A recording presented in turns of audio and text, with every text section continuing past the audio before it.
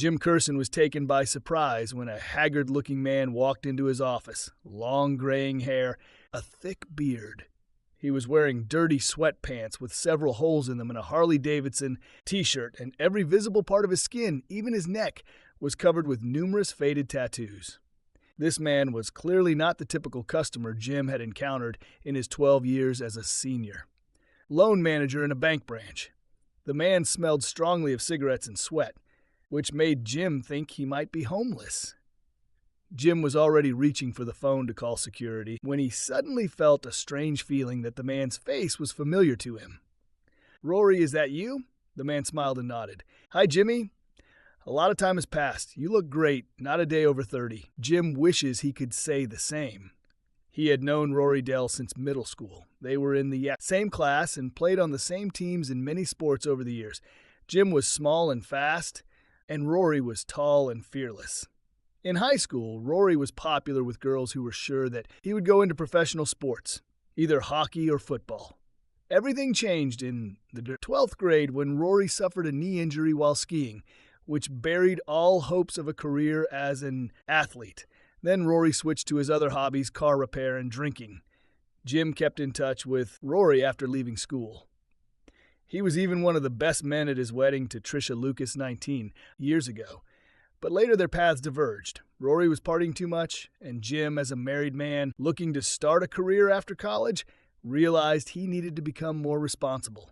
It had been 17 years since Jim had last been in contact with Rory, although he had heard rumors. "Wow, Rory, it's been a long time since we've seen each other," Jim said, shaking his old friend's hand. "What, more than 15 years have passed?" 17 years and 10 months to be exact, but who's counting? Rory grinned, showing yellow teeth that clearly needed a visit to the dentist. "Hell yeah, it's been so long. So how are you?" asked Jim. "To be honest, my life has gone to hell." Rory shrugged. "Do you remember how I loved drinking and smoking?" "Of course, you left me soon after I did. I started experimenting with illegal substances and everything that came to hand." Apparently, Rory read something on Jim's face because he shook his head and smiled. "Don't blame yourself. You did the right thing by staying away from me. Experimentation turned into addiction. I lost my job, my girlfriend, and almost killed myself. So I got off this shit. But drinking was a different story. You've probably heard about my problems with the law. I was caught driving drunk several times. I crashed my truck and almost killed myself 10 years ago, but that didn't stop me. That all changed when I ran a red light, completely drunk, and rammed a minivan. After that, I stopped drinking, and also because he spent 8 years in prison for the murder of a mother and her little daughter." Jim's jaw dropped. He had heard rumors that Rory had gone to prison for murder, and now that he knew it was true, Jim didn't know what to say, and was starting to worry why Rory had come to him after all these years. "I'm not asking for money or pity if that's what you're worried about." Rory waved his hand. "I've been clean for 8 years now, except for coffee and cigarettes. I have an apartment and a job. Nothing special. I work in sewage. That's why I dressed up like that. I have such a job that you wash after your shift and not before it, like you. I've been walking past this place on my way to work every morning for about 2 weeks now. And it took me that long to work up the strength to come here." Rory's eyes sparkled with tears. Jim took a deep breath. He sympathized with his old friend, but the phrase "you dug your own grave" was spinning in his head. While it was nice to know that Rory had managed to overcome his addiction, it didn't make it any less awkward. "When I went to prison, I found my way back to church and started a 12-step program to cleanse myself. Are you familiar with this?" Jim nodded. "Like Alcoholics Anonymous, right?" "Just like, and these steps often go 3 forward, 2 back. The 8th step, if I remember, was 6 years ago. This was one of the hardest. You need to make a list of everyone you have offended because of your addiction. You were on this list. And the 9th step is to ask for forgiveness and try to make amends unless it will harm them or others. You're the last one on this list who's still alive that I haven't talked to. I suffered and raced in my head many times, afraid to tell you this. I consulted with sponsors and a psychologist. I'm sorry, but what I'm about to tell you may hurt you emotionally. But people much smarter than you and I assured myself that this was the right decision." Jim felt an unpleasant ache in his stomach. What are you talking about, Rory? A tear rolled down Rory's cheek, and he looked completely devastated. He frowned and shook his head. Jim, one of the last parties we both went to, Jeff Sanders' New Year's party. As I'm sure you remember, I brought illegal substances and shit there. There were a bunch of people in Jeff's van. They'd go there to drink, maybe indulge a little, and then go back to the party.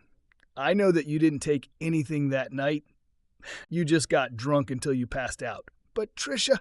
Rory sighed and shook his head, tears streaming down his cheeks. Jeff and I had sex with your wife that night. What? Jim felt his stomach turn over. He was in complete shock. Jeff Sanders was best man at his wedding, and he and his wife Lillian were still best friends with Jim and Tricia. Their children were best friends about the same age and had gone to the same school since kindergarten. Jim's daughter Maeve was going to college with Jeff's daughter, Patience, and sharing an apartment with her.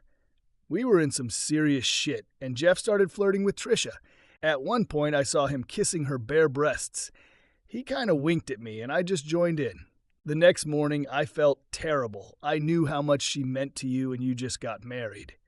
I think that's why I started avoiding you as much as you avoided me after that. I heard that you are still together and have children. I don't know if you're still in touch with Sanders, but you should have known that.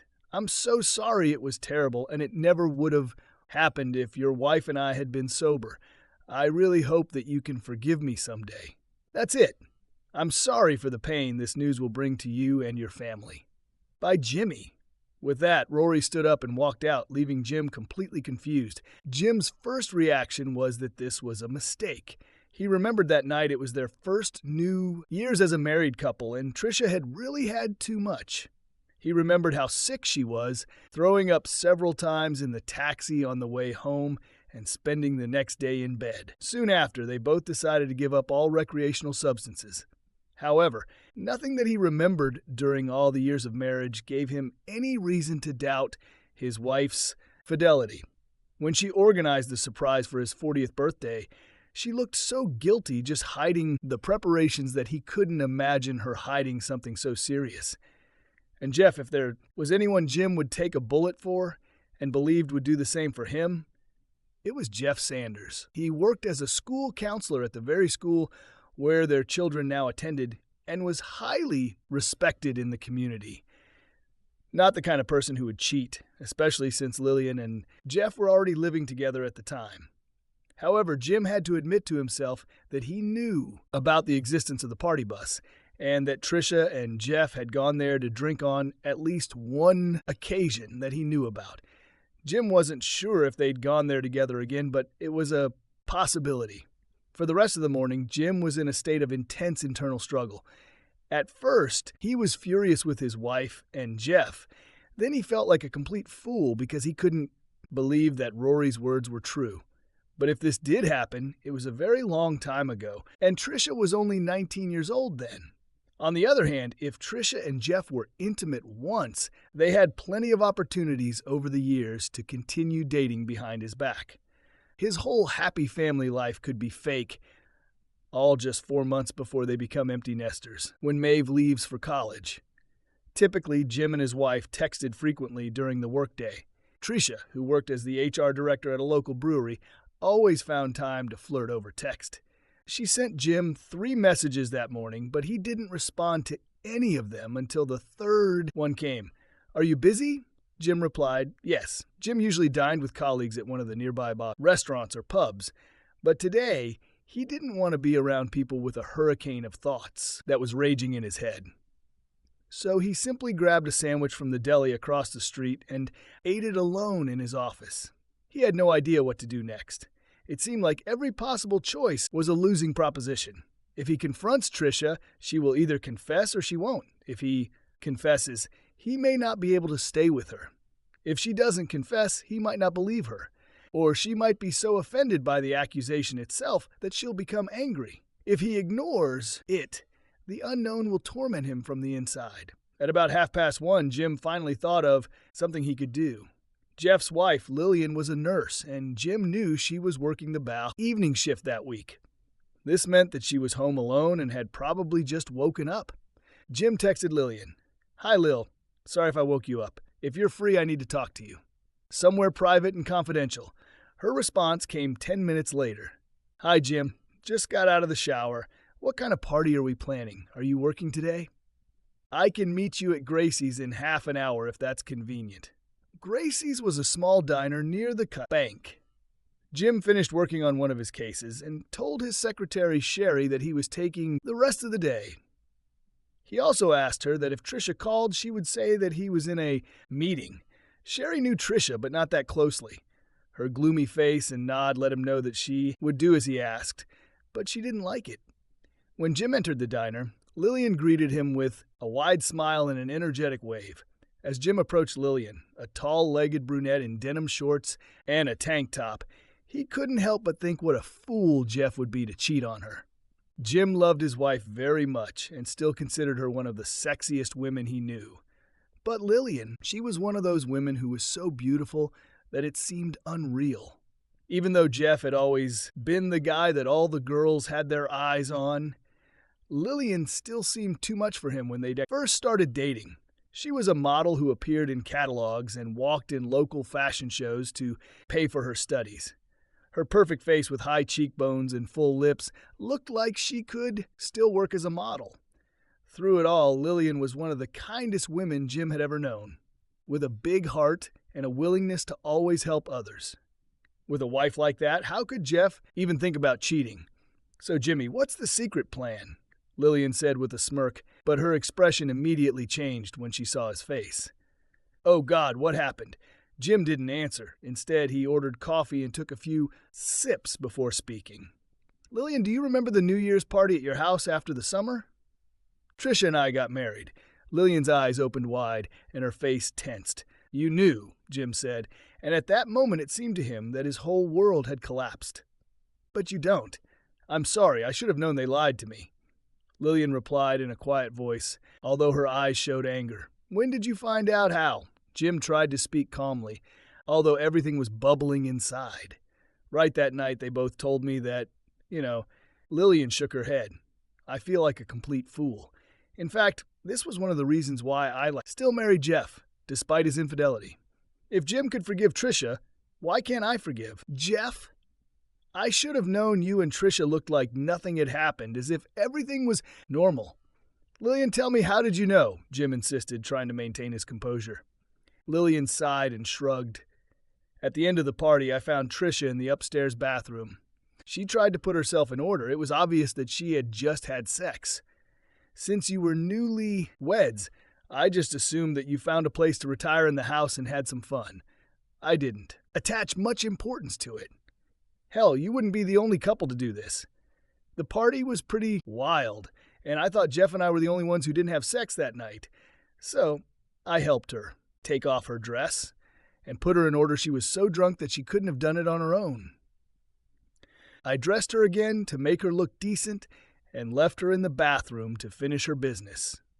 I think when I saw you downstairs after I came back, I even winked, hinting that you were having a great time. When everyone left, I found Jeff in bed, half naked and unconscious. I was so exhausted that I fell on the other side of the bed and fell asleep. The next morning, I woke up with a wild headache and a huge desire for sex, knowing that everyone around me had fun that night. I decided to wake Jeff up with pleasure, but as soon as I started, I smelled another woman. I woke him up by squeezing him between my legs and didn't let go until he admitted what he suspected. He said he slept with Tricia in the garage, but it happened quickly. I was furious and wanted to tell you right away, but he begged me not to do this, swore that Tricia would tell you everything that same day. That day he said that she confessed and that you were angry, but ready to forgive everything. I spoke to Tricia the next week, and she said the same thing. I'm surprised you haven't noticed how things have been strained between Tricia and I for quite some time. We were friendly but not friends for several years until I finally forgave her. That's why I didn't choose her as my witness at the wedding.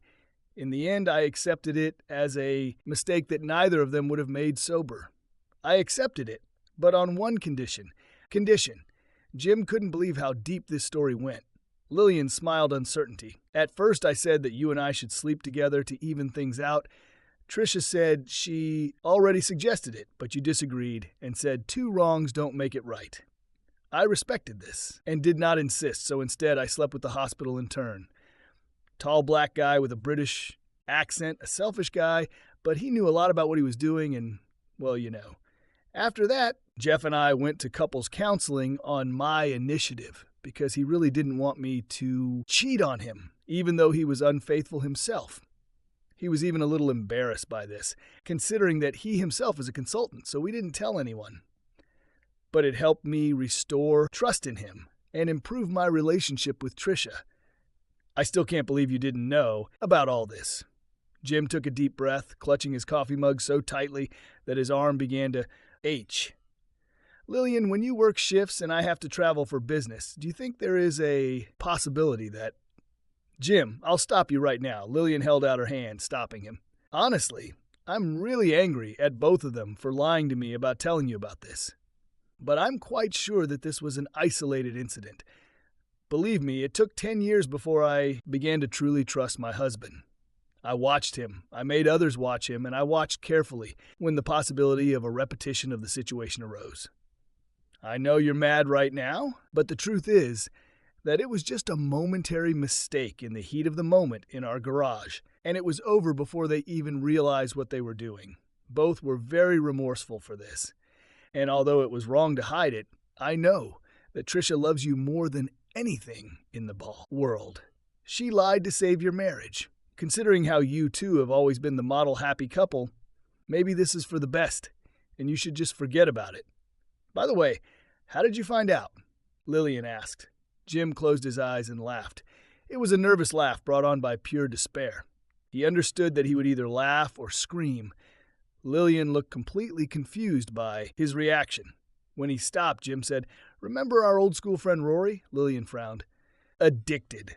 This idiot left such a mess in our house at that party that I refused to clean up after him. Everyone else who was there and having fun at least tried to clean up the mess. But this loser didn't. It was disgusting. It was probably Monica, or her eyes suddenly changed, and Jim realized that now she too had learned something new. Well, he's currently in a 12-step program, and he came to me to repent and ask for forgiveness," Jim said coldly. "He told me all about how he and your husband took turns having sex with my wife. From the way he described it, it wasn't just casual sex, so it wasn't just a quick mistake." Lillian's face turned pale, and she looked absolutely shocked. "I didn't know that. That bastard. I could have contracted a sexually transmitted disease, AIDS, anything from that addict. Well, judging by how everyone is happy, it was probably better to keep it a secret," Jim said sarcastically. "Jim, no matter what, this happened a long time ago. Hell, we were practically kids back then. Tricia was only 19 and very drunk. I'm still sure she didn't mean it. Don't do anything stupid. Calm down and give her a chance to explain everything. For the record, if I had known then, I would have slept with you without hesitation, and then probably would have filed for divorce," Jim said with a disdainful grin. "If the offer is still valid, we can go somewhere now." "You're not serious, and you know very well that I would never do this with Jeff or Tricia," Lillian replied, frowning. "But is it okay for them to do this to me? You found yourself a lover, a handsome black man. So why am I the only one who doesn't have fun on the side?" Jim brushed the spoon onto the floor and stood up.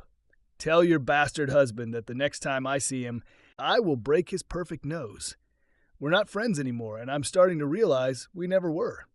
Jim, if you want to stay with someone who would do something like that behind his best friend's back, especially when he has you, fine.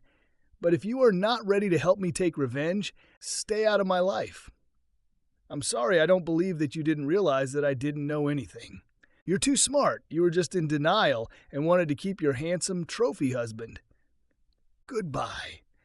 Jim rushed out of the diner and headed to the car, where he saw 7 missed messages from Tricia. He got into the car and drove off, not knowing where he was going.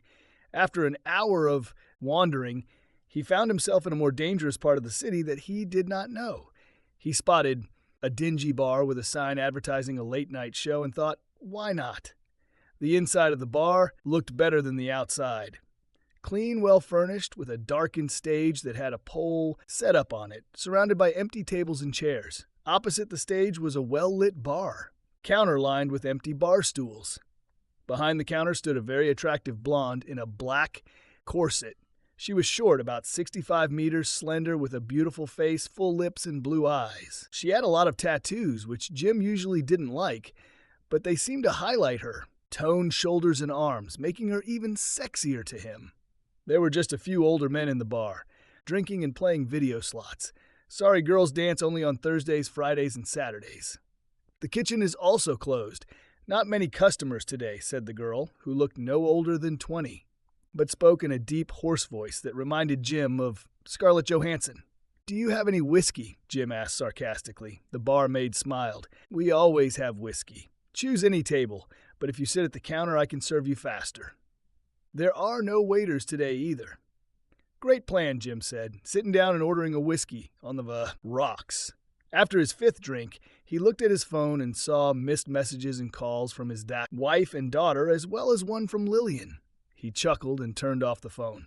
Another one? Jim, the barmaid asked cheerfully. Do I need to ask? Keep pouring, Sonia, Jim said, tapping the seat glass. Taking another sip, he gestured towards the stage. Sonia, are you performing on stage by any chance? Sonia covered her face with her hand, feigning shock. Jim, if I didn't know better, I'd think you wanted to see my breasts. I saw them, shouted one of the old men at the slot machines. Less than mine. Not like Candy. Candy has breasts that are worth looking at. He showed with his hands a distance of about 30 centimeters from his chest. Fuck you, Melvin. At least my real ones. Sonia answered, winking at Jim, and to answer your question, no, I don't dance. My father owns this place, and I've been running it since he retired. Jim smiled and nodded. So Melvin is lying. No, Sonia answered with a wink. He actually saw my breasts, and he didn't complain. The old men laughed. Can I ask how this happened? Jim asked. Sonia shrugged. This is a club where girls dance naked and waitresses are topless. If I like someone, sometimes I can show him my breasts depending on the mood. And how can I lift this very mood for you? Sonia? Jim tried to flirt. Sonia leaned forward, giving Jim the opportunity to see her valley between her breasts. Sure, she was probably a size A or B, but considering the amount of whiskey in his system, they looked quite attractive. Let's do it this way, Jim. You tell me what's going on with your marriage, and I'll tell you how guys can cheer me up. To hell with my marriage. It's already over. I'd rather talk about you, Jim muttered. Sonia leaned even closer and whispered in his ear. No talk about marriage, no boobs. Jim snorted in displeasure, took another sip, and began to tell Sonia everything, including the conversation with Lillian and how it ended. Sonia listened to him silently, then left and returned with a cup of coffee. What the hell? Jim frowned, looking at the coffee. It's me who makes sure that you are sober when you deal with this, Sonia answered. No coffee, no breasts. Drink your damn coffee so we can see them too. Another old man shouted as Melvin laughed. Fuck you, Larry. All you'll see is my shoe when I throw you both out the door at. Closing, Sonia shouted. Jim took a disgruntled sip of his coffee and then went to the toilet. He wasn't very drunk yet, but he felt like he drunk enough to not worry anymore. When he returned, his glass of whiskey had disappeared, leaving only a cup of coffee and a muffin. Eat. You need some food and then we'll talk, Sonia said, then pointed to her chest. Why do I feel like I'm being manipulated? Jim grumbled, taking a bite of his homemade blueberry muffin and taking another sip of his coffee. Because it is. But I'll still show you my breasts if you play by the rules. I promise, Sonia said with a wink. Okay, although I'm young, I've seen everything in my life and talked to a variety of people. With experience, you learn to read people and learn a lot from their stories. And I'll tell you what, you love your wife, and you don't want your marriage to end. Jim shrugged and nodded. Yes, but she ruined everything. Nonsense. She made a terrible mistake many years ago. And you never suspected because all this time your life was wonderful. I bet you anything your sex life was great, even after all these years, right? Jim shrugged again. I think yes, but she just has a high sexual appetite. That's why I'm not sure it was the only time. Has it occurred to you that maybe part of the reason everything was so good is because she felt guilty about that night all along and did everything she could to make up for it? Sonia looked at him defiantly. Jim rolled his eyes. Nonsense. Sonia bit her lip and then smiled. Okay, let's talk about giving pleasure. Compared to when you were first dating, How often did she do this to you before that night? Well, I mean for real until the very end. Jim shook his head. I don't know. Not very often, even before the wedding. What about all the years of your marriage after that night? On average per year. Jim thought about it. Of course, there were times when this happened less often. But throughout the entire marriage, he probably never went more than a month without enjoying it. He frowned. And what? Maybe after being used by two of my best friends, she suddenly realized that she liked to give pleasure. It probably reminds her of that night. Because I'm a woman, damn it, Sonia answered, showing 2 fingers. There are 2 types of us women, those who love it and those who hate it. And news for you, the second type is the vast majority. If your wife was the type who loved it, you would have enjoyed it from the very first time she got to third base. The rest of us who don't love do so only because we know how important it is for men. We hate the process, but we love seeing how happy it makes you. Judging by your reaction, your wife is trying to make you happy in this regard because she wants you to be happy. I assure you, she doesn't want to think about that night when she's with you. She's trying to forget her. Are you speaking from your own experience? Jim grinned. Yes, I say. How many years will you give me? Jim shrugged. 23, 24, I'm 29, and I got married at 18. This was the dumbest decision of my life. My husband beat me, but I didn't tell anyone. I was afraid that if my father found out, he would kill him and go to prison himself. Then I only helped in the kitchen here, but during breaks I went into the hall and watched the dancing by the way I'm by. Anyway, one regular, a friend of my husband, said he knew what I was going through and seemed so understanding. One night after closing, I got drunk and cried on his shoulder in his pickup truck. The next thing I know, I'm on top of him. We're kissing and having sex. Even though my husband was terrible, I still thought I loved the bastard. And for the next 3 months, I endured the beatings as if atoning for my guilt and gave him the best pleasures, just to compensate for what I had done. Honestly, it was only by having sex with him that I could block that incident in my head. And the stupidest thing was that I didn't want him to find because I was afraid that he would leave. I didn't want to lose him. And what happened? Ask Jim. Sonia frowned and shrugged. That fool was so stupid that he hit me in front of my father. Now he's on the ground and my father is sitting and I'm running this place alone. You said that your father retired. Sonia rolled her eyes. Jim, we just met. I'm not ready to tell you yet that my father is in prison for the murder of my ex-husband. Well, he was clearly that kind of guy and he deserved it. I'm sorry this happened to you, but my story is completely different, Jim said, finishing his muffin and taking another sip of coffee. Yes, but it gives me the perspective you desperately need, Sonia replied, watching him carefully. Obviously, your wife means a lot to you, otherwise you wouldn't be so angry. And I'll tell you, if you are as dear to her as I think, then she is burdened with guilt for that night, and she has been trying to make up for her mistake for many years. I'm sure that after hearing from Lillian that you now know the whole truth, she is probably literally beating herself up, right? Now, even if you cheated on her and she found out, it probably wouldn't make her any more unhappy than she feels now for hurting you so much. Jim flinched at her words. Sonia smiled. And don't worry. If you and I had something, your status still wouldn't allow it to happen. But I know you thought about it, she continued. I see that you want to see my breasts in order to somehow distract yourself. But Jim, you need to go home and deal with this. You love your wife, and your anger is the result of the fact that you feel how what you considered ideal is crumbling. Jim shook his head. Yes, maybe I love her, but she ruined everything. No, it was a mistake. And you would never have known if it weren't for that friend from the past. Your wife probably never cheated on you after that. Think about why she tried so hard all these years. Perhaps it was because of that mistake. She wanted to prove her love to you. Jim looked at Sonia in disbelief. Are you saying that my wife is doing everything she can because she feels guilty? I'm sure that's partly true, yes, but mostly because she loves you. If she didn't love you so much, she most likely wouldn't try to hide it and wouldn't care the way she did all this time. She would have had plenty of opportunities to go left again, but she didn't. So you're saying that I should just close my eyes to this? Jim asked sarcastically. No, it's not like that. Sonia shook her head. You need to talk to her.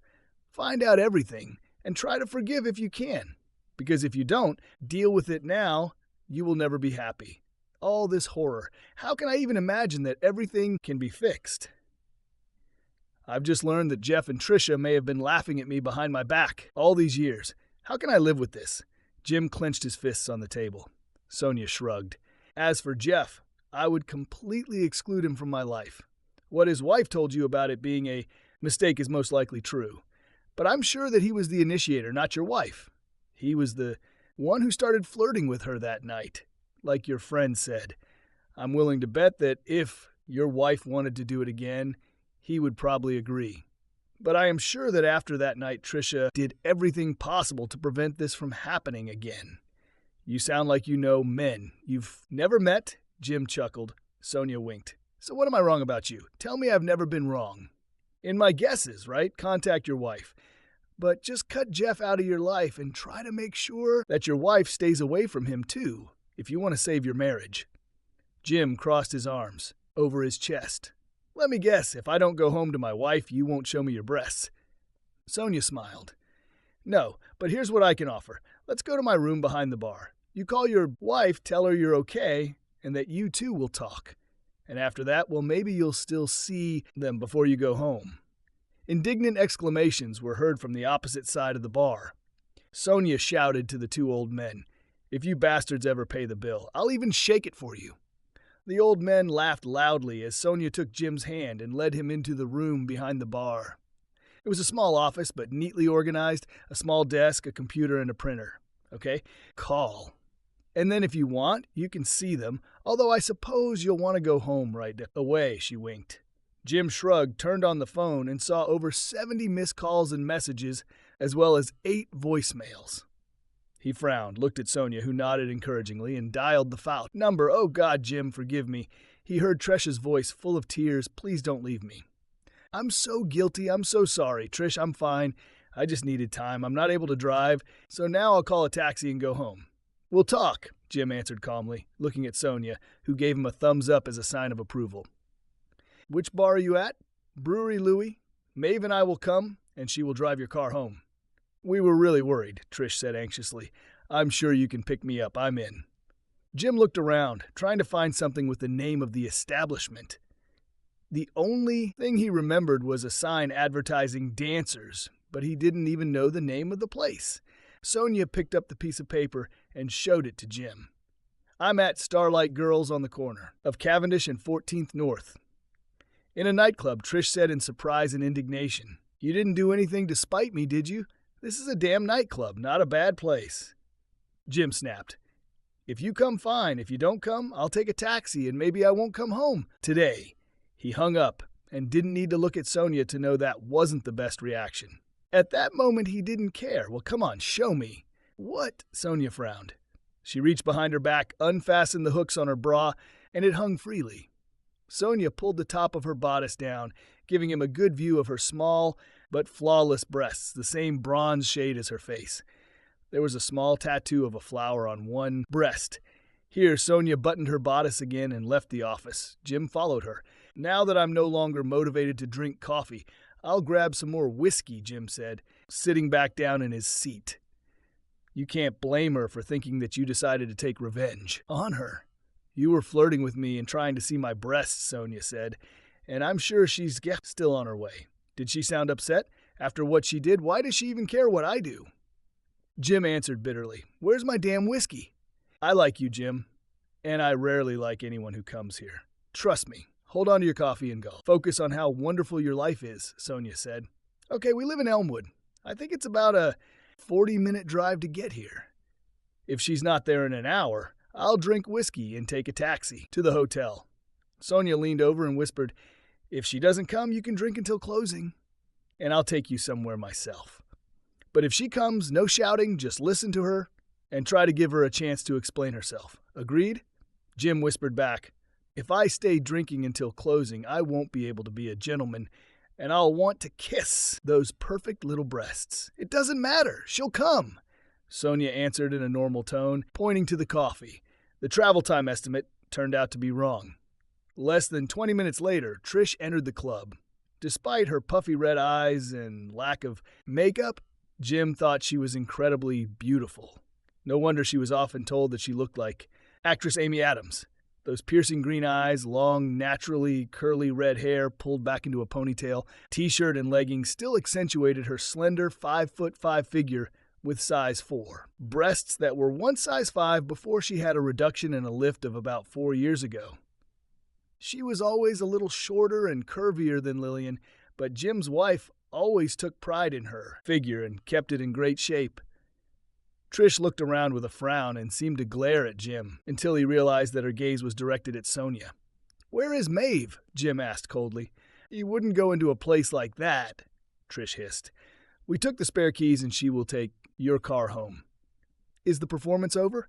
"Dancers are only from Thursday to Saturday," Sonia answered cheerfully. "You must be Trish. You seem to need coffee, tea, or maybe juice.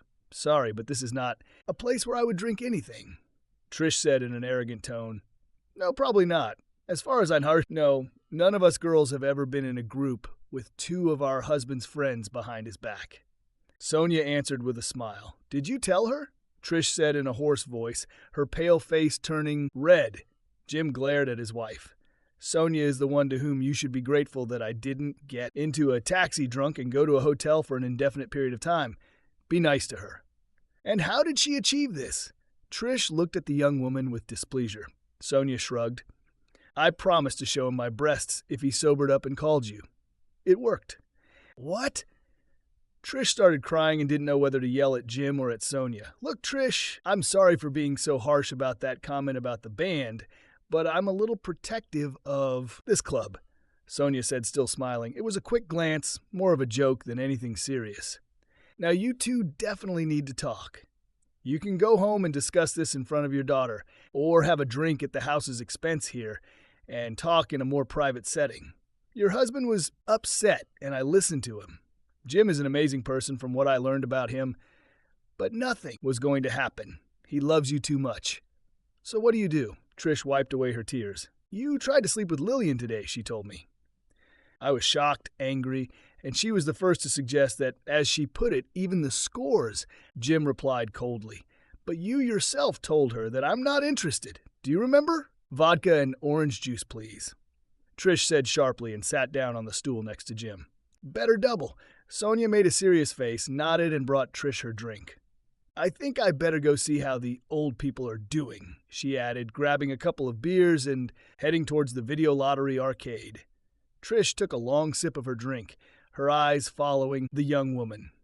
"Did you really convince her to show you her breasts? Doesn't seem to be your type, all these tattoos. Trish, tell me the truth. What really happened that night?" Jim looked towards the bar, not at his wife. "I heard 2 different versions. I don't think anything could be worse than the one I'm imagining right now. So tell me, the truth?" Trish started crying again. "The truth is that I remember almost nothing.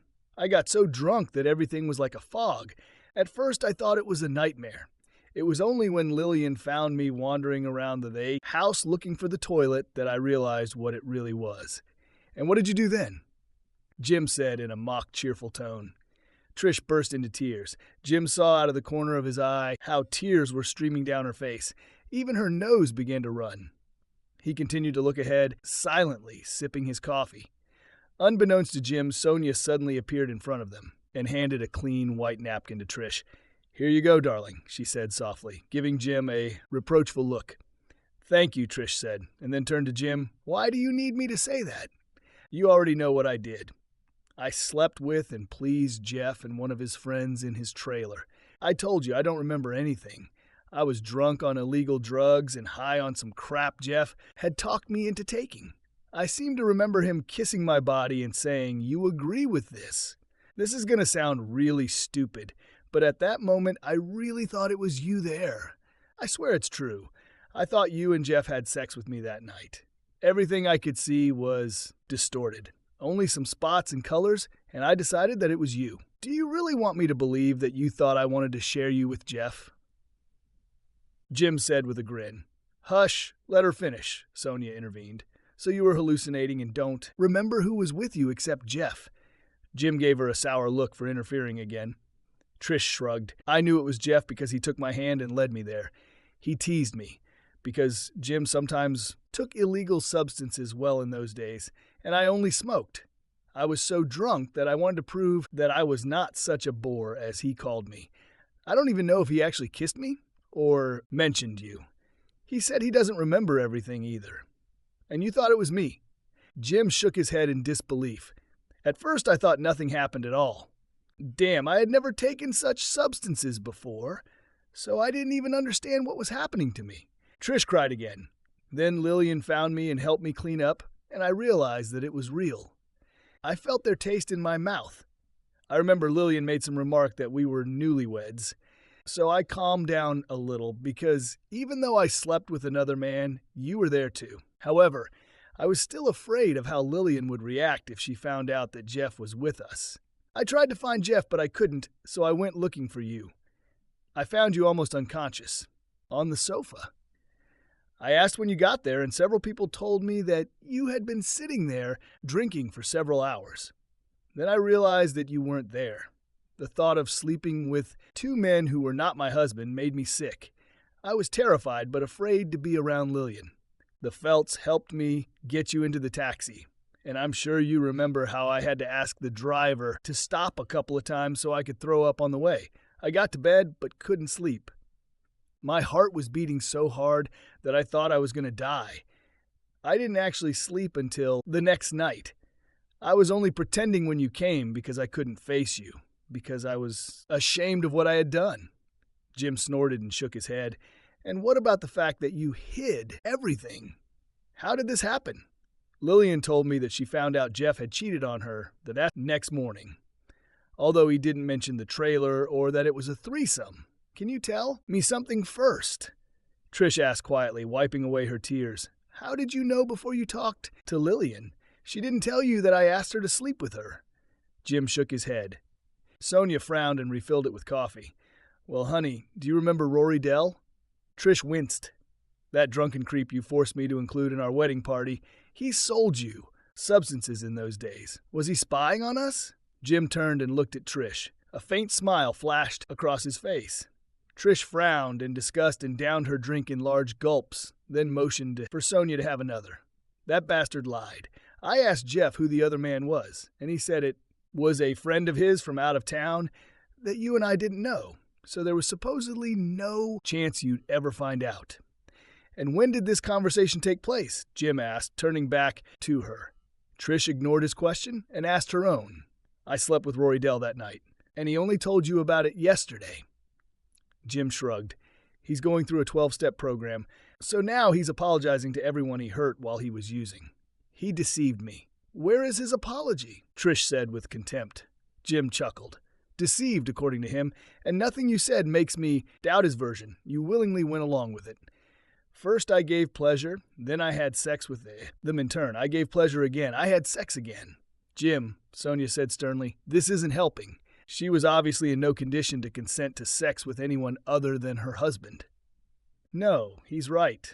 I behaved like the last creature that night, but I thought it was you. I swear on my life. I went for it and enjoyed it because I thought it was you. Trish hung her head and began to cry as Sonia gently patted her on the shoulder.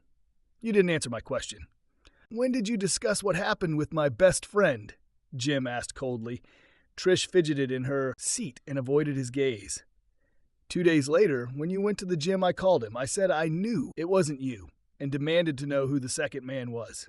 As you know, he lied, but he also said that Lillian knew what happened. I almost had a nervous breakdown and panicked, screaming at him and threatening to let you kill him.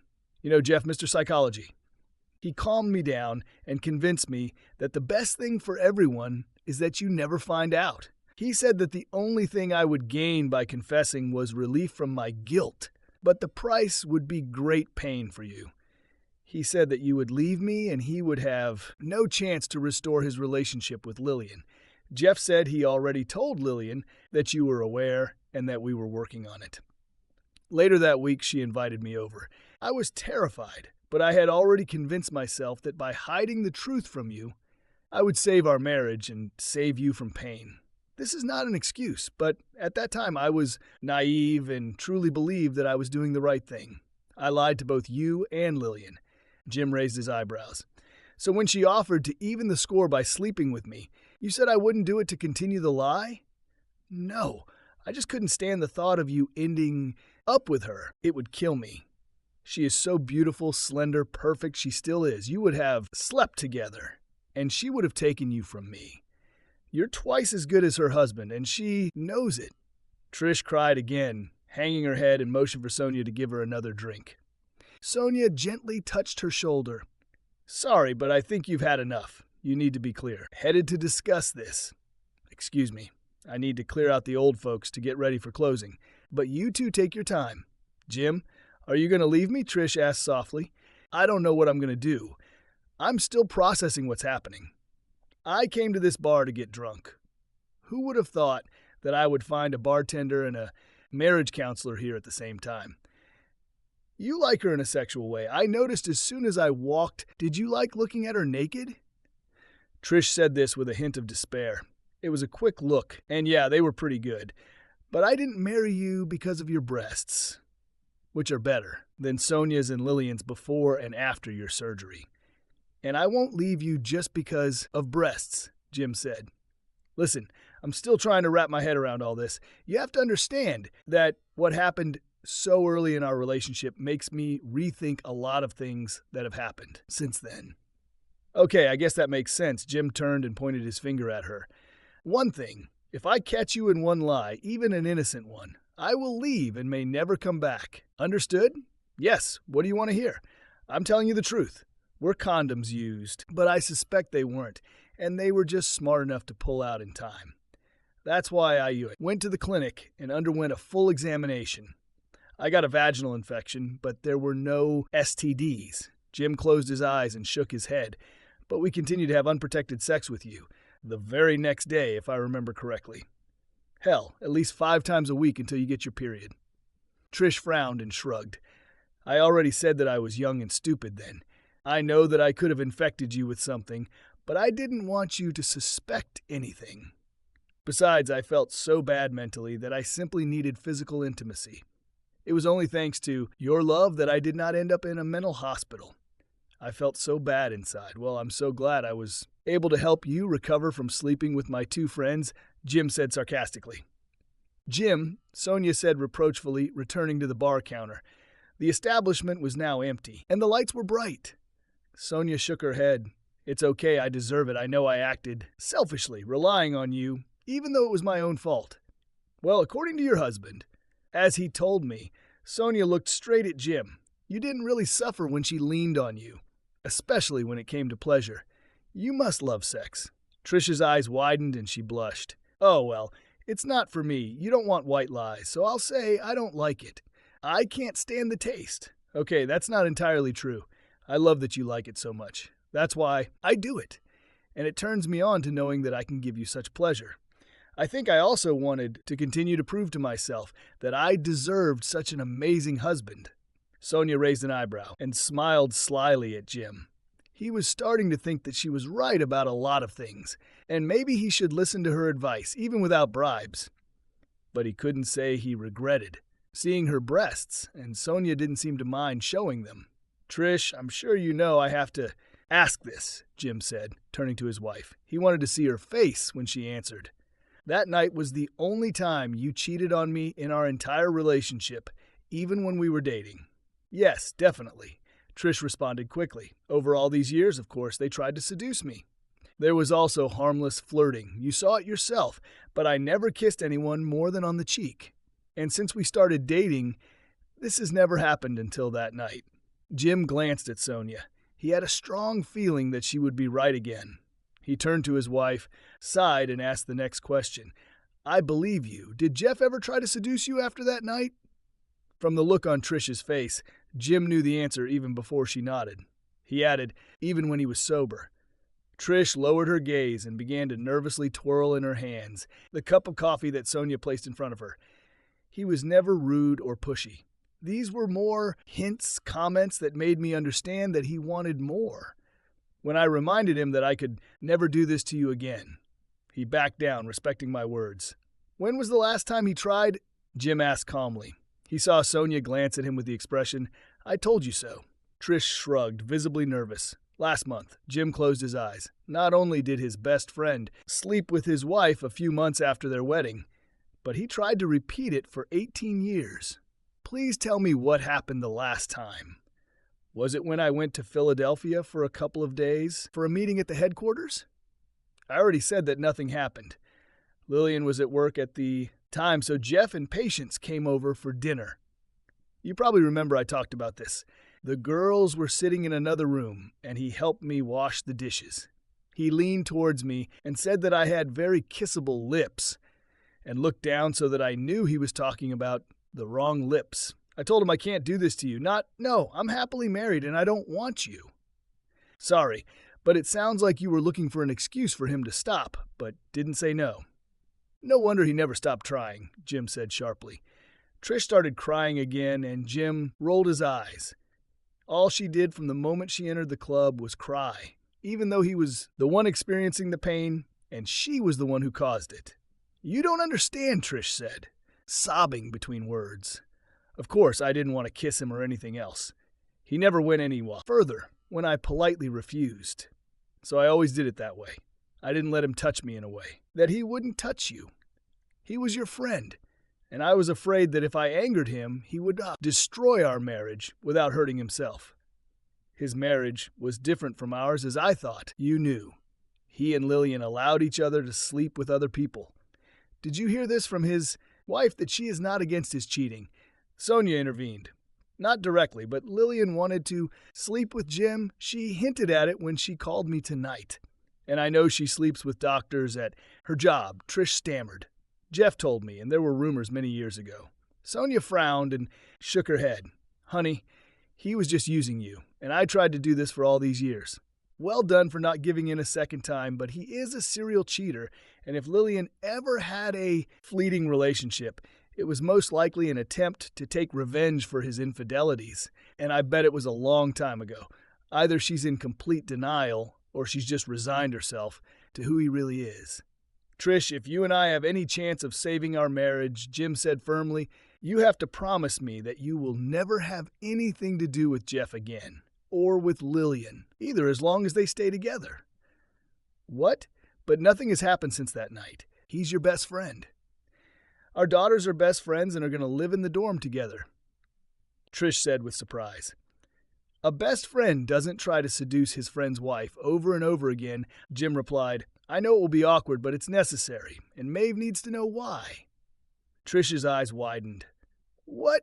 No, you can't let her know what I did. She will never forgive me. She'll think I'm some terrible, easy-to-get woman.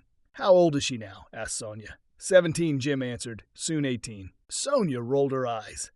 She's almost an adult, and I'm guessing about the same age as you when it happened. She knows how everything works. And besides, Jim is right. She needs to know why you're going to cut your best friend's parents out of your life and why there will be difficult times ahead. You don't want her to jump to conclusions and choose sides. How did you explain Jim's disappearance to her this evening? Trish shrugged. She said it was some kind of midlife crisis. Sonia made a face full of disappointment and put her hand to her forehead. Was he at my club? You just told your daughter that Jim is cheating on you. I'm sure she's a little resentful of her dad. Do you also want to feel guilty for ruining their relationship? She will be ashamed of me if she finds out. Maeve will hate me. And I'll lose her like I'll lose you, Trish said, sobbing. Jim touched her hand. Trish raised her head, surprised by his touch, and looked at him. Maeve is a smart girl. She'll probably be angry and a little disappointed, but she's really smart, and she'll want to support us, Jim said. And you really need her support. And you need to keep your daughter away from someone like Jeff, Sonia added. Oh, Jeff would never. Jim began, but then stopped short, remembering that just 24 hours ago, he had no idea that Jeff was stalking Trish. He also remembered how Sonia had been right about everything from the very beginning. He made comments and looked at her, especially when she was in a swimsuit. Trish admitted, "You're right. She needs to know. And I'll call Jeff, and you talk to Lillian. And please don't tell Maeve I told you this, but she and Patience are more than friends." Jim nodded. He suspected this, but did not bother asking questions. He didn't feel comfortable thinking about his daughter dating anyone, be it a guy or a girl. But in the end, all that mattered to him was her happiness. I'm sure Jeff and Lillian both know this. Maeve keeps saying that she'll tell you when she's ready. I told her, you don't care as long as she's happy, but it will really put a strain on their relationship, Trish added. Maybe I should tell her that I already found out and that you're right. That I really don't care and I just want her to be happy, Jim said thoughtful. She will always be my little girl. Bad idea. You might scare her, Sonia intervened. You don't seem like the type to make scenes at home about orientation, but it's better to show it through actions. Offer comments on stories or news about people being judged for their sexuality and express your opinion against it. Show that you will not only accept her, but are also ready to stand up for her. As soon as she feels that she will not lose her protective dad, she will tell you everything herself. Excuse me, but who are you, Sonia? Trish asked suspiciously, raising an eyebrow. A simple barmaid who decided to save all the problems of my family after showing my husband her breasts. She's the club manager, Jim said with a grin. Sonia laughed and shrugged with a wide grin. I'm just a woman who runs this place, who has a lot of life experience and who knows how to read people because of that experience. And yes, I love showing my body to good people that I really like Jimmy here. I am also partial to hopeless cases like, for example, your husband, who came here with the air of a man who has lost everything that is dear to him in this world. I assumed it was you. You're exaggerating, Jim said, but he wasn't entirely sure of his words. I indulged his complaints a little for a few hours, but I also found out a few things about him. Sonia continued, looking at Trish. In general, besides the fact that he is quite handsome for a grown man, I learned that Jim is a wonderful guy who found himself in a very unpleasant situation. I even thought about sleeping with him, although I don't usually get involved with married men, unless they're leaving a bad marriage.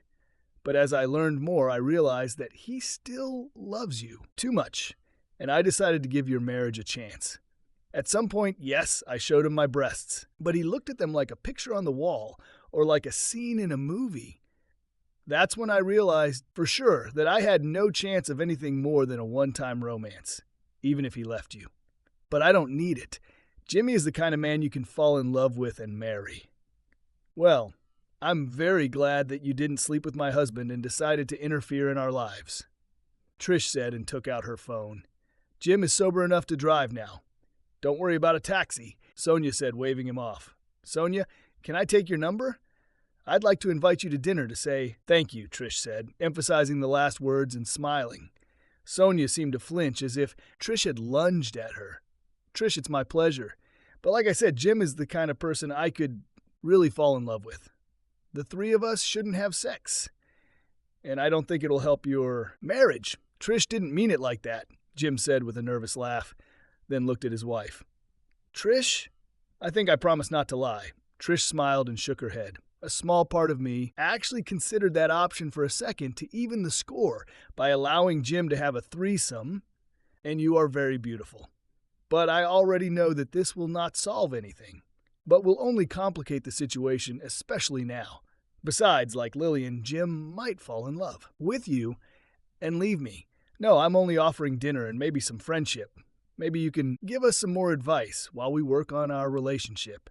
Sonia took Trish's phone and dialed her number. I really don't have many friends, especially those who accept my profession. But the main advice is to do what Jim said and find a normal psychologist, and Jim, stay away from Jeff. It will be difficult to work on your relationship when you end up in jail for fighting. And forget about the threesome. Jimmy, you're not that type. This is the first thing you've been wrong about since I came here, Jim said and winked at his wife. Trish laughed. They both smiled at each other. Sonia looked slightly puzzled. When Trish stopped laughing, she said, I'm sorry, but my senior year of high school, my best friend and I went to a frat party. She and I seduced Jim and had a threesome at a party. After that, they both tried to get him, but Jim chose me, and from then on we started dating. Jim shrugged and smiled, but that was the only time, right?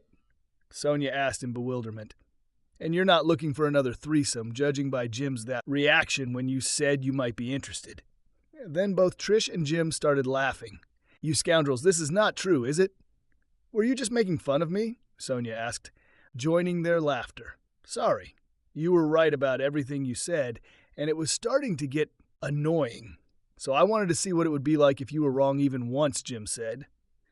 Sonia pointed her finger at them. You see, both of you didn't say a word, but together you made up this story to deceive me. If that's not a sign that you're soulmates, I don't know what is. Now get out of my establishment so I can close it down. Keep me posted. I want to know what you come up with. Be sure to invite me to dinner and tell me everything. By the way, I'll even help you cook something. When they left the club together, they were still laughing at the way they had played with Sonia. How did you understand that I would want to make fun of her? Jim whispered in his wife's ear as they walked towards the exit. Are you kidding? She's right. When it comes to sex, you're all about the attention on me and only have eyes for me. Trish responded. So I'm boring and vanilla in bed, Jim asked, narrowing his eyes. What other vanilla guy would let me please you on the way home? Trish laughed. Jim, you're not boring or vanilla, but you're a romantic. Even when you have sex with me, like, it's the last time you still feel like we're making love. And I love that about you. You are the only person I ever wanted to be with. And I want to show you how much you mean to me.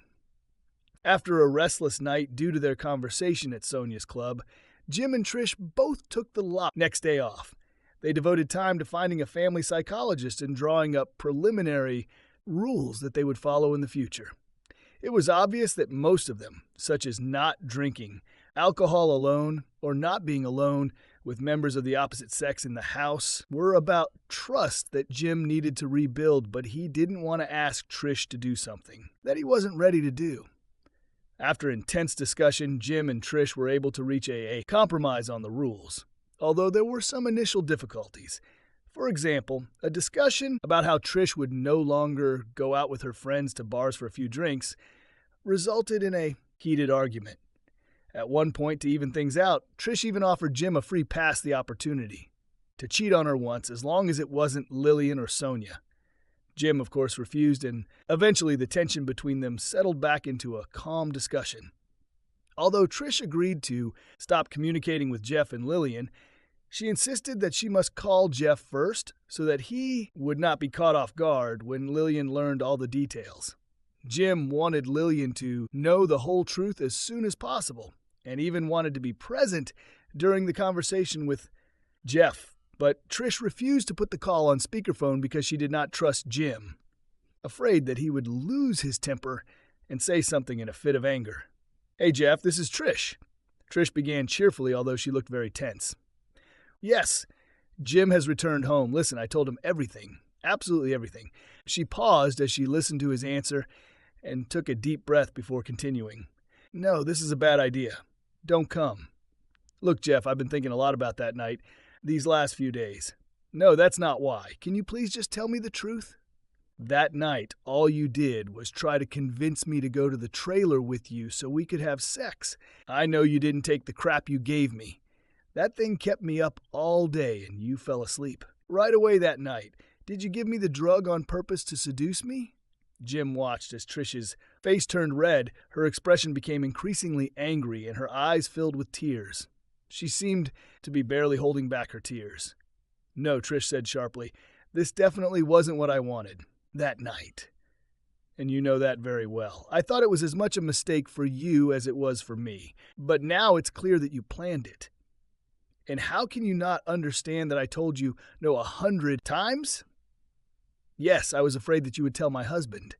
And that's the only reason I didn't punch you the last time you tried to kiss me. Well, screw you, Jeff. I can't believe it took me this long to see you for who you really are. You will no longer be welcome in our home, and we want nothing to do with you. Oh yeah, and since you and Lillian have such an open marriage arrangement, I'll let Jim spend the day in bed with her as soon as she's free. Maybe I'll even record it on video so you can watch. I'll call her now. It's the least I can do for Jim after all this. Goodbye forever, bastard. As soon as she hung up, tears began to flow from her eyes, and Jim immediately came over to hug her. Through tears, Trish whispered, he said that I had been giving him signals the whole time, and that he was just giving me a chance to do what I really wanted. But I never wanted him. Never. He called me a flirt and said that as soon as you divorce me, because I'm a girl of easy virtue, I will call him to sleep with him again. Say CHH, he's lying. Jim answered softly, although everything was boiling inside him, and he was ready to get into the car and go to Jeff. We're done with him. Trish cried, clinging to his chest. Jim tried to calm her down, but thoughts of revenge against his former best friend were running through his mind. I think I'd better invite Lillian. No, I wasn't serious, Trish said in horror, her eyes wide. I said that just to hurt him. Jim kissed her forehead. I know, don't worry, but we agreed that we would tell Lillian everything, together, right? Trish nodded and Jim picked up his phone to call Lillian. About 20 minutes later, Lillian approached their house, looking nervous. Her usually flawless makeup was missing, and her hair was still damp. Jim opened the door to let her in. Lillian looked worried. Jim, is Trish here too? Jeff just texted me saying that if I sleep with you, he will kick me out of the house forever. I didn't tell him what you told me yesterday, only that you know everything. Jim sighed. Come in, Lil. Trish is waiting in the living room. We need to talk. Lillian walked into the house and sat down on the couch across from Trish. Jim sat down next to his wife and took her hand. So you two are still trying to figure it out. That's a good sign, Lillian said, still looking a little worried. Lil, I just told Jeff that Jim will have sex with you all day. Trish blurted out. What are you talking about? Lillian exclaimed with surprise and anger. Jim raised his hand to calm her down. Please wait. Let her explain why. I'm sorry, but there's something important you need to know. Lillian crossed her arms and nodded. First of all, you know that Jeff and I lied to Pop you that Jim knew about that New Year's Eve. I'm sorry, as I said yesterday, but that wasn't the only lie. Trish took a deep breath, trying to remain calm. What Jim heard from Rory was absolutely true, although I didn't know until last night that he was the second man in the trailer. I was very drunk, and Jeff talked me into taking some drugs. After that, he gave me some kind of pill. Once it took effect, Jeff convinced me that my husband was there with us and that I was having sex with him and another man whom I assumed was Jim.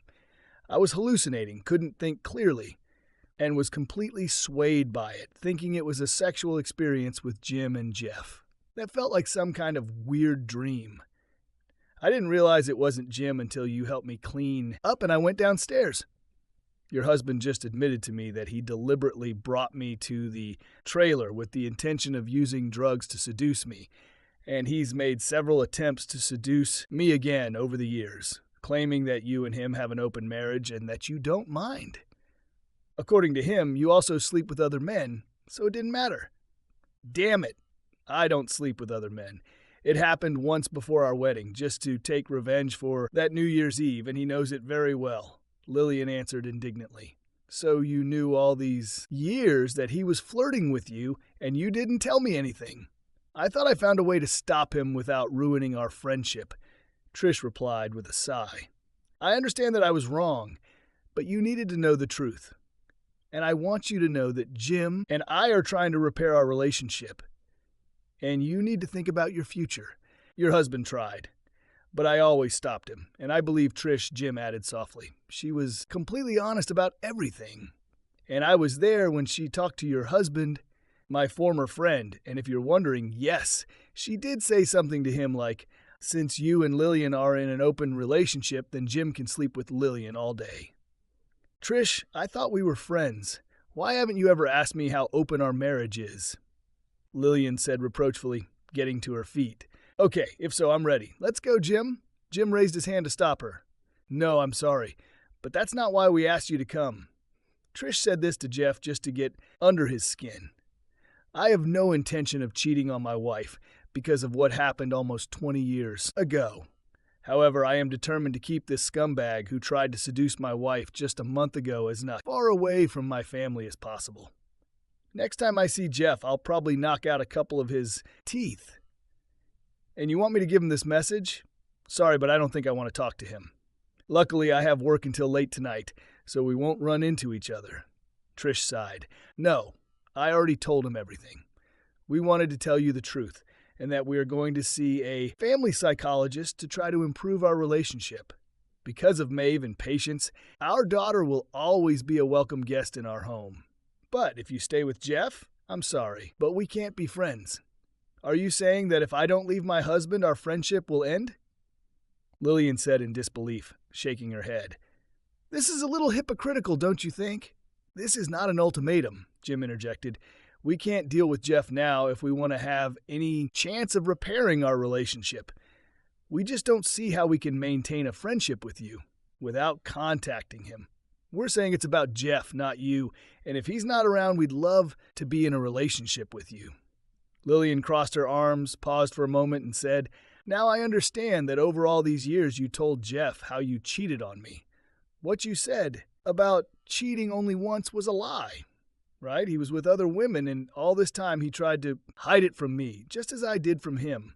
I turned a blind eye to all these signs for so long. Trish nodded. Lillian's face tensed. She took a deep breath and nodded.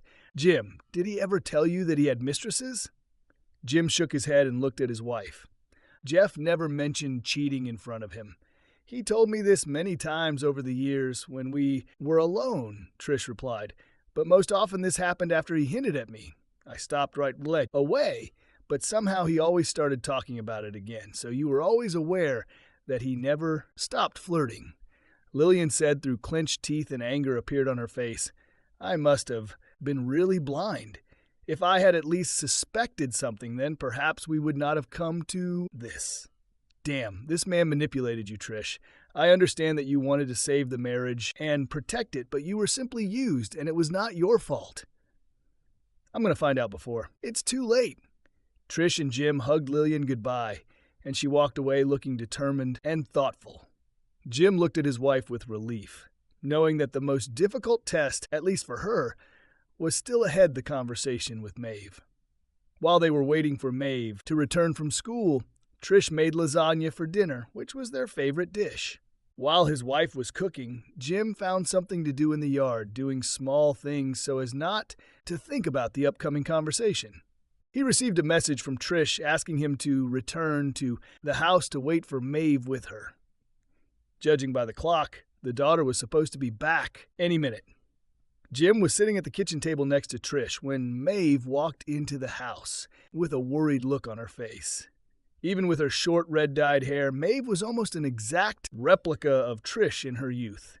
Jim was so glad that she was more like his mother than he was, but her stubbornness and strong character were clearly his traits, the best aspects of both parents. What's happening? Maeve asked, starting to unload the lunchbox at the sink. You are so nervous. Mom, have you forgiven him? Please tell me it's not as bad as I thought. Just a dance and nothing more, right? Maeve, I haven't forgiven your father, because there's nothing to forgive. Trish answered with a trembling voice, trying to remain calm. Jim saw that her hand under the table was shaking from nerves. Please sit down. I need to tell you something. It's my fault, not your father's. Maeve sat down opposite her parents, looking first at her father, then at her mother.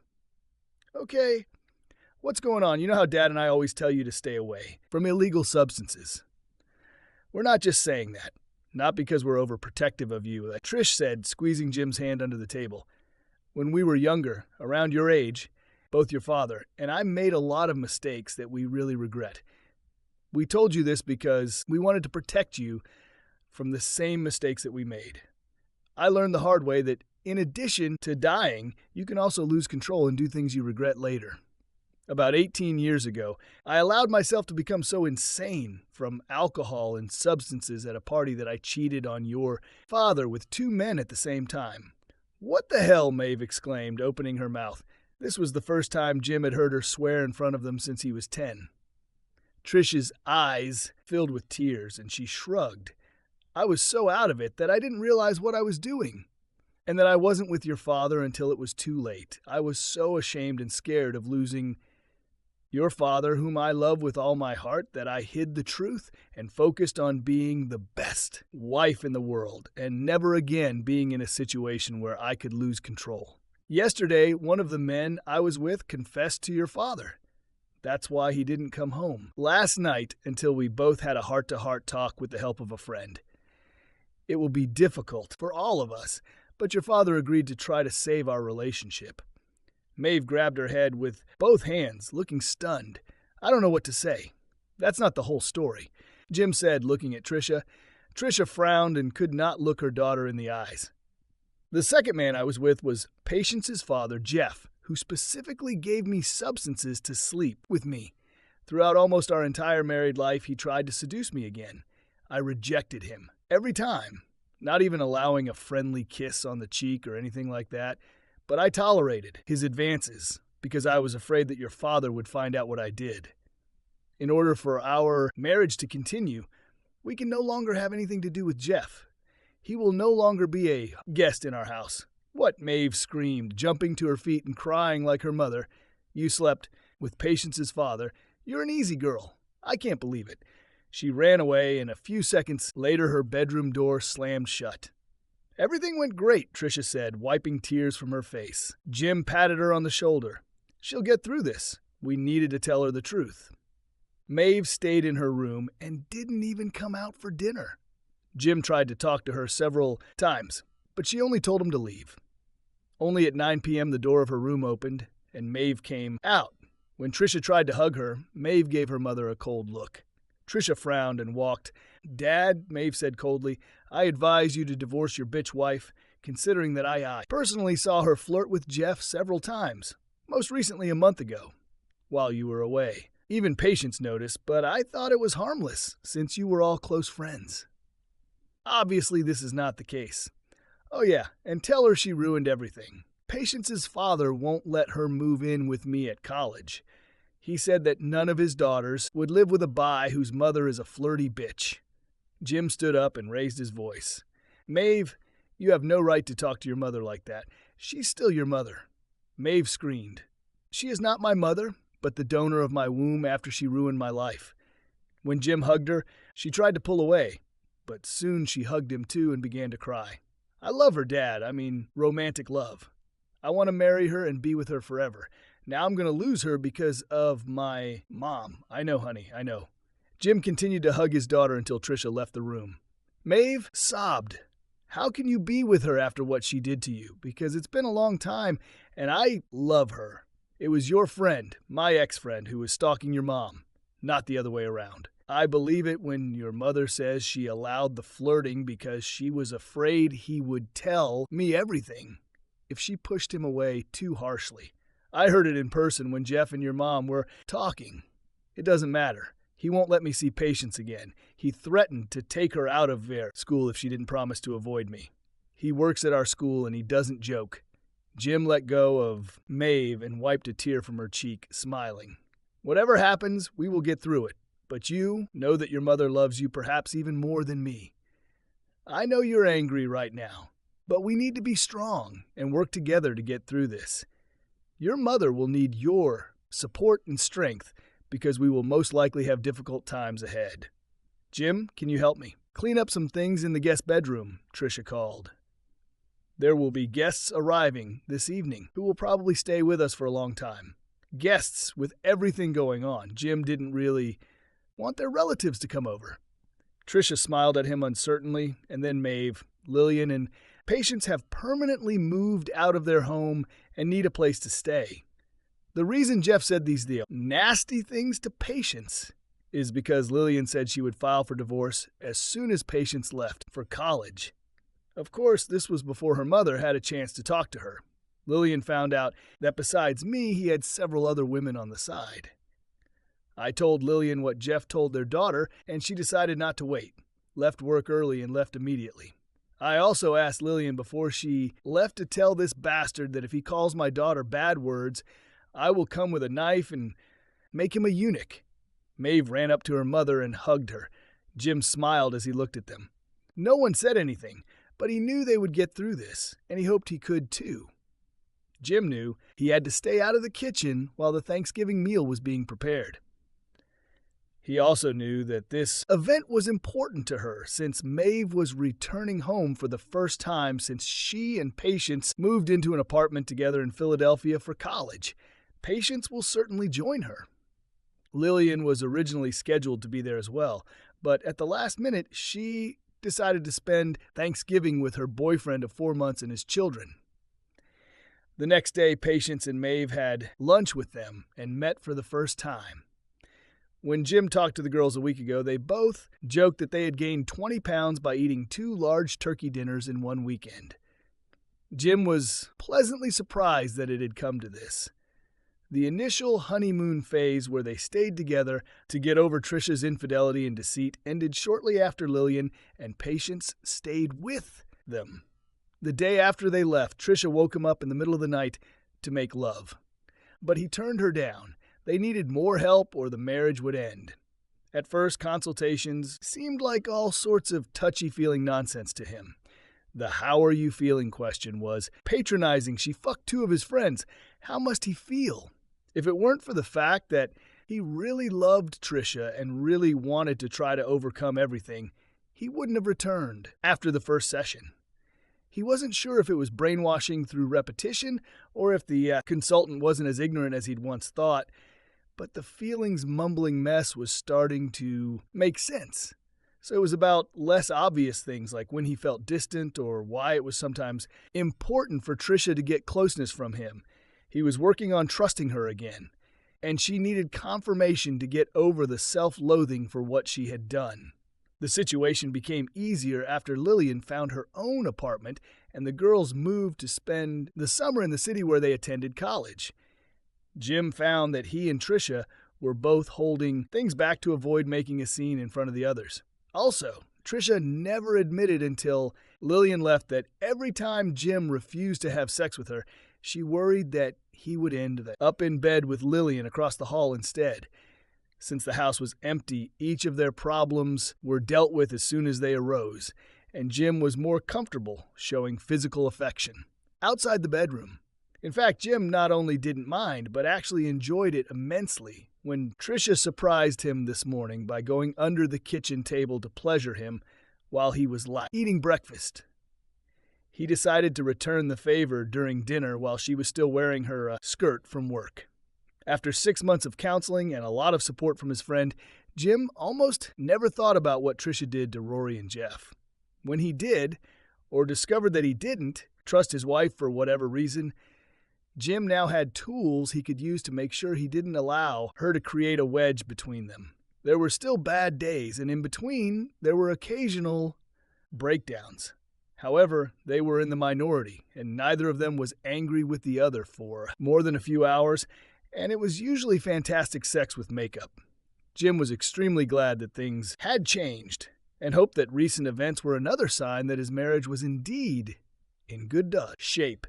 Jim also let go of his hostile feelings towards his former best friend, although he probably wouldn't have slowed down too much if Jeff had crossed the street in front of him.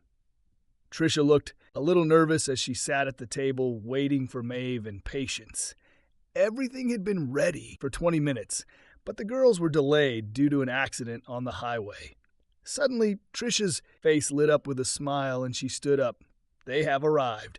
Jim and Trisha walked to the door to greet the girls, taking turns giving them a big hug. Patience looked more like her father, almost as tall as Jim, but she was still very beautiful. Both girls looked like they had lost a little weight, but were otherwise healthy and happy. They all headed to the dining room together, but Maeve suddenly froze and seemed a little embarrassed when she saw a woman in a beautiful dress with long sleeves at the table. Hello, Maeve said slowly, approaching the chair next to the woman and glancing at her parents. Maeve, this is our good friend Sonia, Trisha announced with a smile.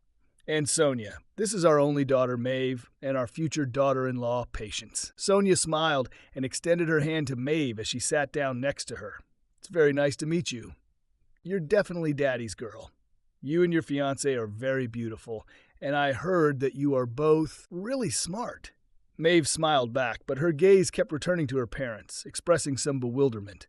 Jim sat down next to Trisha and looked around the table. With the exception of the absent Lillian, all the most important people in his life were at this table. However, he noticed that his daughter looked embarrassed. He and Trisha had been hesitant about telling her about their new friend, but after discussing it a few weeks ago, it had started to seem stupid. Jim knew this. Conversation could get nasty. Sonia has become a dear friend to both your mother and I and is in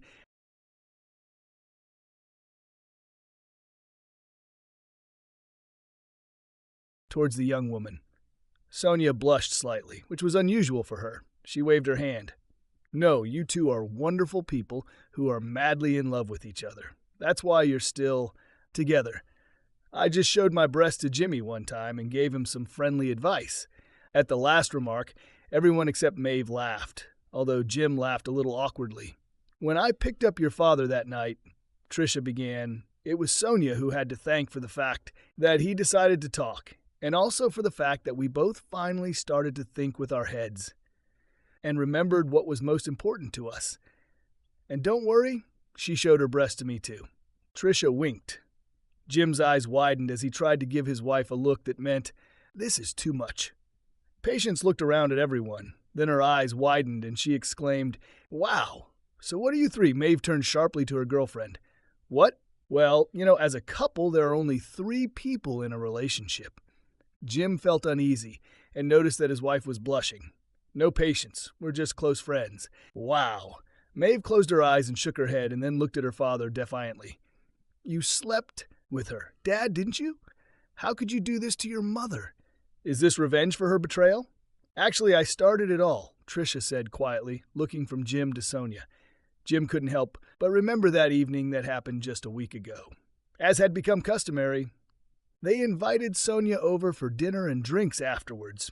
Despite the age difference, the couple got along well with a young woman who very quickly became one of their closest friends. Sonia had an old soul for her age, and she seemed to enjoy their company as much as they enjoyed hers. This evening was to be a special one, as Jim and Tricia planned a big announcement that they knew would change their young friend's life. Jim wore jeans and a cute polo, while Tricia looked stunning in tight leggings and a knit sweater. Jim noticed that she wasn't wearing any underwear, and was looking forward to the night, hoping for some wild sex as soon as Sonia left. Sonia arrived in her usual faded jeans and a t-shirt with the band's logo, her hair, and a ponytail. They were sitting in the basement having drinks when Jim finally decided to talk. He drank several bottles of beer, and the women were already on their second bottle of wine, so no one felt constrained. Earlier, Sonia even went outside to smoke, and Jim was sure that it was not tobacco at all.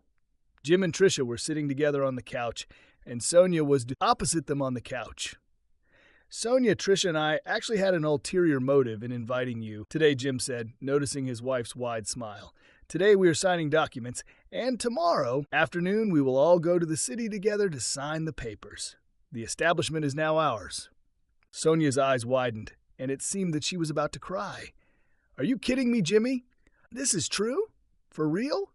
"We're officially business partners now," Jim said with a big smile, as did Tricia. "It seems like you're stuck with us for a long time."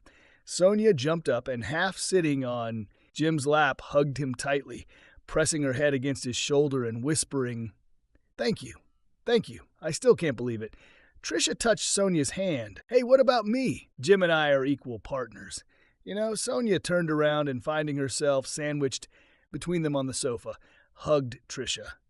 Tricia put her arm around her waist with one arm and her shoulder with the other. Jim watched in shock as Tricia closed her eyes and gently kissed Sonia on the lips. Sonia froze for a moment, and Tricia opened her eyes and looked at Jim. He knew that look. It was a look that asked, "Is this normal?" She waited for his reaction. When Jim didn't react, Tricia closed her eyes again and kissed Sonia. This time, Sonia kissed back, and their kiss became more passionate.